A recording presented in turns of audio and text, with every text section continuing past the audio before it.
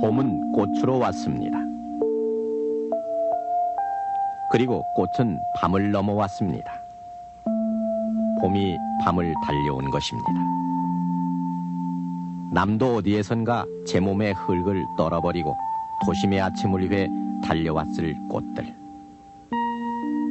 그러나 이 새벽의 꽃시장에 모여든 남도 사람들이 지나온 길 저 너머에는 동강난 밤을 피해 달려온 숱한 사연들이 있었습니다. 동강난 밤. 그것은 통행금지 혹은 통금시간이었습니다. 1945년 해방과 함께 태어나 전쟁의 포연 속에서도 엄연했고, 그리고 그 후 80년대 문이 열릴 때까지 우리의 모든 체질을 밤 알레르기성으로 바꿔놓았던 통금이라는 그 말.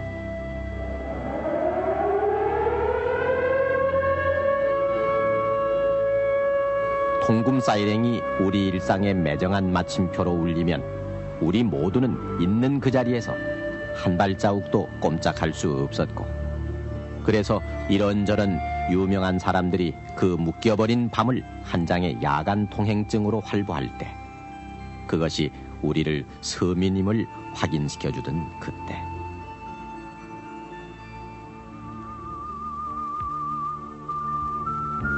무려 37년 동안 우리가 잃어버린 그 밤의 시간들.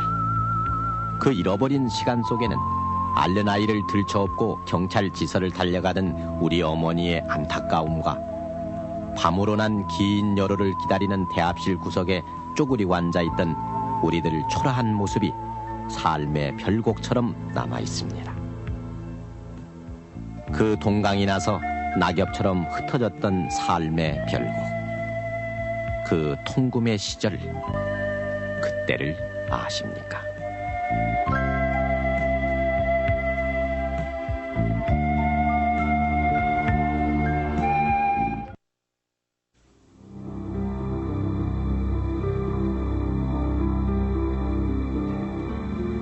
참으로 허망하게 전쟁이 막을 내렸을 때 판문점이라는 낯선 지명과 인민군복 차림의 남일이 휴전회담 대표로 나온 것을 지켜본 사람들은 지긋지긋했던 그 전쟁이 그러나 아직도 끝나지 않았다는 것을 온몸으로 느끼며 한숨을 지었습니다.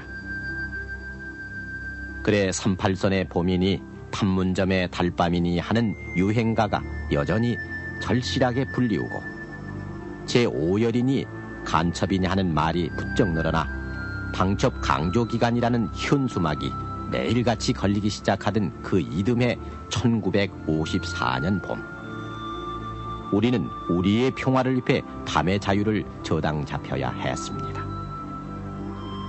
해방 직후 미 군정청이 치안 유지를 위해 서울과 인천에 내린 통금령은 전쟁의 소용돌이 속에서 몇 번씩 바뀌면서도 계속돼 왔는데 1954년 4월 들어서부터는 전국 모든 지역에 통금이 확대돼 밤 10시부터 다음날 새벽 5시까지 자유대안의 밤 7시간은 부자유 속에 가두어졌고, 전쟁 중인 나라를 빼고는 세계에서도 유일하다던 우리네 통금은 착고처럼 우리들의 발목을 묶었습니다. 밤의 자유를 묶어놓지 않고서는 치안을 감당할 수 없었던 나약한 나라 형편도 형편이었지만 하루 24시간 다 쓴다고 해도 제 한 몸 앞가림하기엔 부족했던 그때, 오히려 단 하나의 살림 미천인 육신을 한시라도 더 움직여야 연명할 수 있었기에 통금은 50년대 그 척박했던 새벽을 더욱 초라한 안달로 몰아가곤 했습니다. 기억에도 새로운 대전발 0시 50분. 해공 신익희 씨가 세상을 떠난 후에 더 유명해진 그 목포행 완행열차는 유행가 노래말처럼 세상은 잠이 들어 고요한 밤에도 하루 저녁 여인숙 값을 아끼겠다는 그때 가난한 사람들의 서러운 사연을 담고 대전역으로 들어왔습니다. 그러나 기차 시각과는 아랑곳 없이 통금 시간은 왔고, 그렇게 밤에라도 움직이지 않으면 살아가기 어려웠던 사람들은 피난 열차를 기다리던 심정으로 2~3시간 혹은 서너 시간을 서로의 체온에 기일해 무작정 기다려야만 했습니다.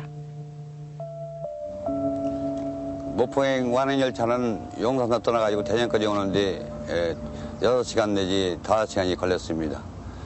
그 차를 이용하는 사람은 부산 방면에서 오는 손님과 또 대전 근교에 있는 사람, 먼저 온 손님은 통행금지가 12시에 통행금지 때문에 그 전에 미리 와가지고서 2시간 내지 한 1시간 반 정도는 대합실이 와서 대기하고 있다가 그 차를 참 이용을 많이 했습니다. 겨울 같으면은 대합실 안이 와가지고서 그때 시설도 좋지 못한 연탄난로에 의존했었고, 또 여름에는 로천 대합실이라든지 이런 데 와가지고서 참 자고 있다가 그 차를 이용을 많이 했습니다.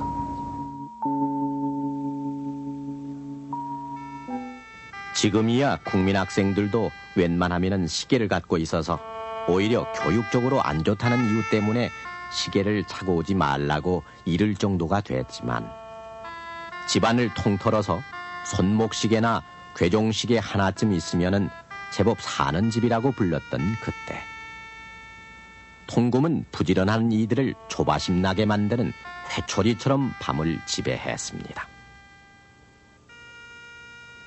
골목 저 끝에서 털털거리는 첫 보스의 소리가 들리기 시작해야 통금이 풀린 줄 알았던 새벽 장사를 나간 사람들은 의뢰의 허옇게 성에가 낀 겨울창을 몇 번씩 열어봐야 했고, 먼 동이 트고 장닭이 울어야 새벽을 알던 시골에서는 30리 장에 일찍 닿으려고 긴 밤을 하얗게 새기도 했습니다.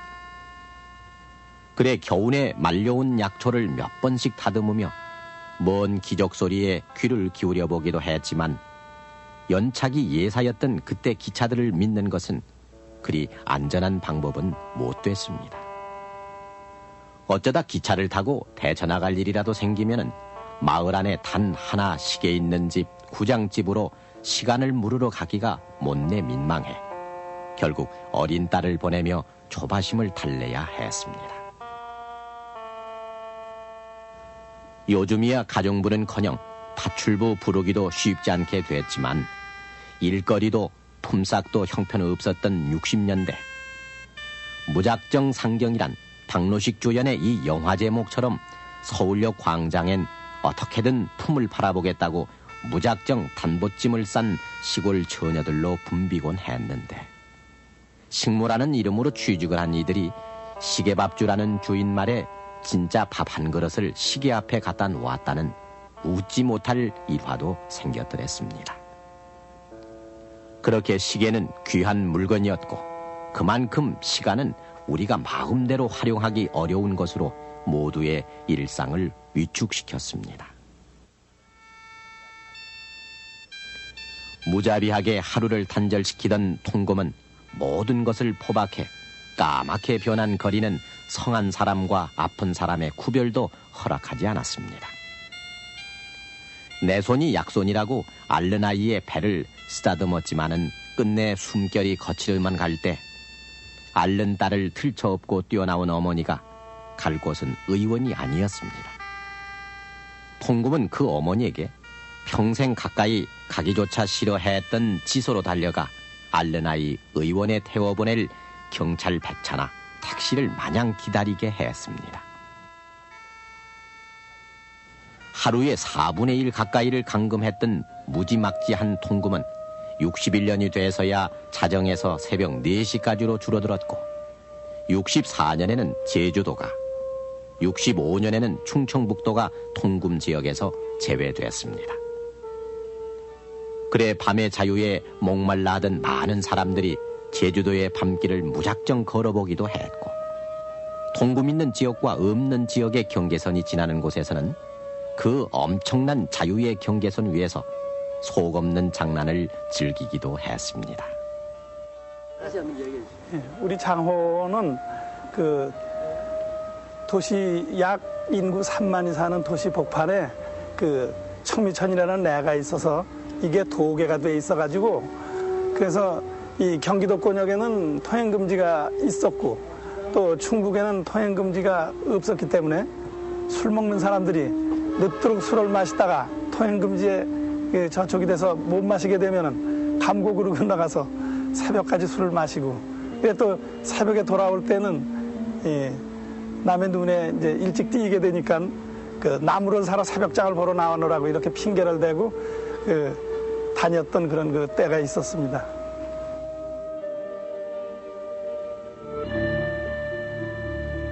조금은 살기가 나아졌다는 60년대.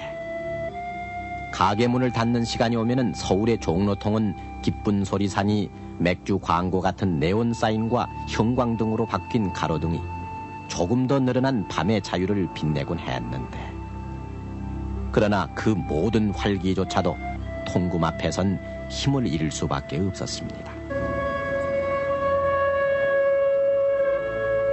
지금은 사라져버린 세종로통 중부소방서의 막루. 그 높다란 막루에서 밤 11시 반을 알리는 통금 예비 사이렌이 울리면 고단한 하루는 황급히 마감돼야 했고, 귀갓길은 그대로 전쟁이었습니다. 도시의 하루는 늘 그렇게 발을 동동 구르며 택시를 기다리는 사람들과 그런 사람들을 싣고 이름 그대로 총알처럼 달리던 총알 택시의 횡포 속에 저물어 갔습니다. 그래 어쩌다 남산 야외음악당에서 추석맞이 시민위안회가 열려도 집이 먼 사람들은 흥이 무르익을 무렵 슬슬 빠져나갈 궁리를 해야 했고, 큰 맘 먹고 오페라표를 샀더라도 집에 갈 방도를 미리 손써두어야만 안심하고 즐길 수가 있었습니다.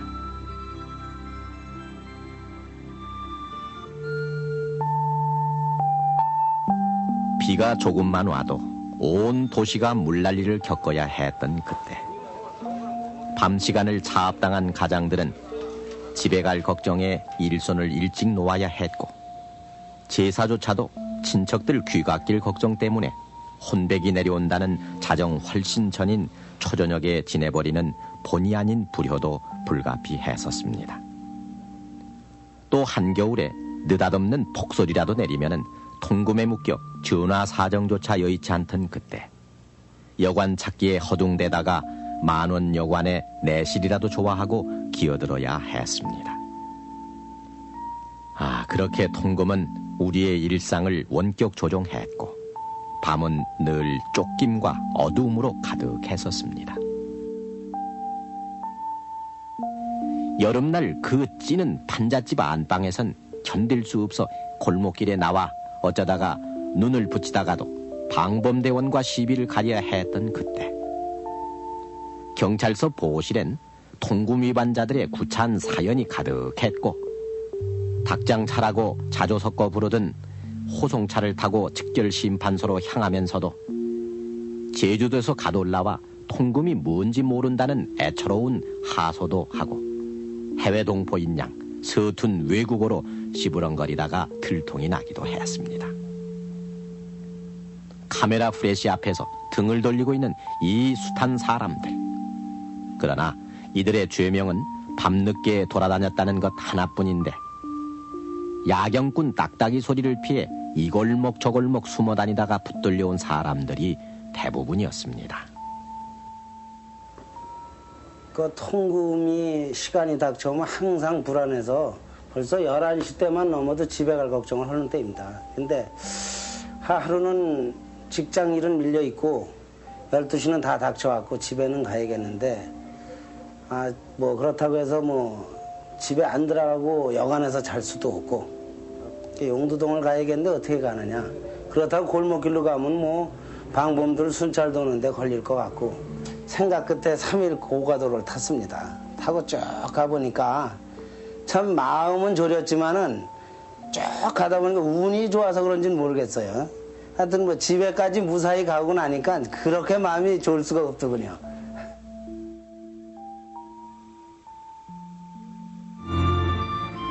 늘 쫓기는 밤 시간이어서 툭 하면은 시비가 붙고 싸움이 나곤 하던 그때, 사랑의 종이란 옹색한 단어가 생겨났습니다.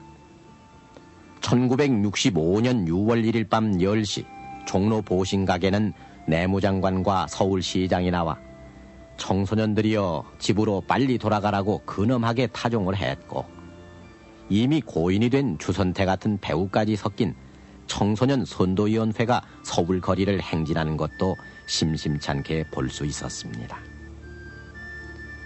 그런저런 밤시간의 단축으로 학생들 통학길은 늘 바쁘기 마련이어서 막차를 놓칠까봐 서두르는 여학생에게 사춘기 소녀의 부끄러움조차도 잃어버리게 만들곤 했고, 어른들도 집에 놀러온 아이들 친구에게 10시가 가까워 오면 어서 가거라 하고 매정한 축출령을 내려야 했습니다.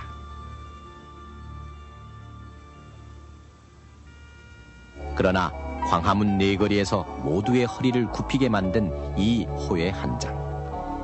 1982년 1월 5일 밤부터 통행 금지를 해제한다는 발표 하나가 37년이나 감금됐던 밤을 풀어놓았습니다.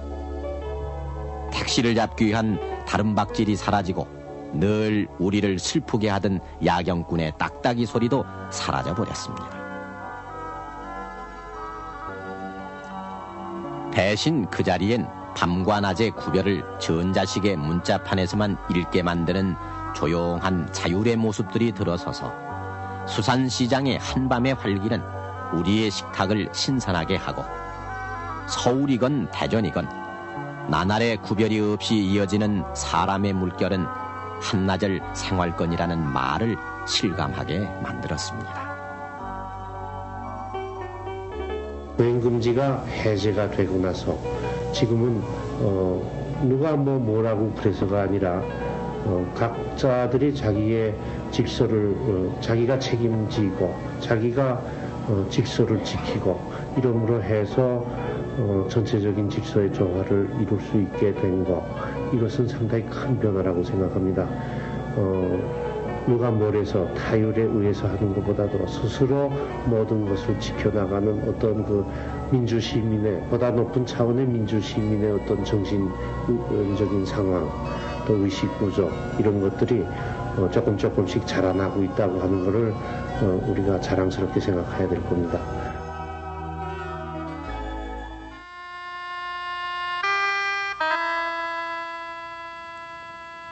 우리가 너무 쉽게 잊어버렸던 이 변화.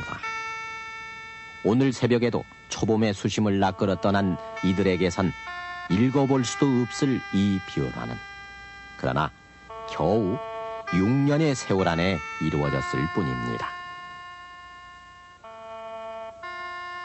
그러나 이 모든 변화가 의뢰이 올 것이 왔다고 믿곤 하는 우리들의 망각. 그 차단당한 밤, 그 사슬을 풀기 위해 숱한 번민의 시간을 보내야 했던 우리들. 그 타율의 시간들을 한 울타리에 자율로 만든 우리의 슬기는 6년이라는 사이 벌써 가물거리고 있는데,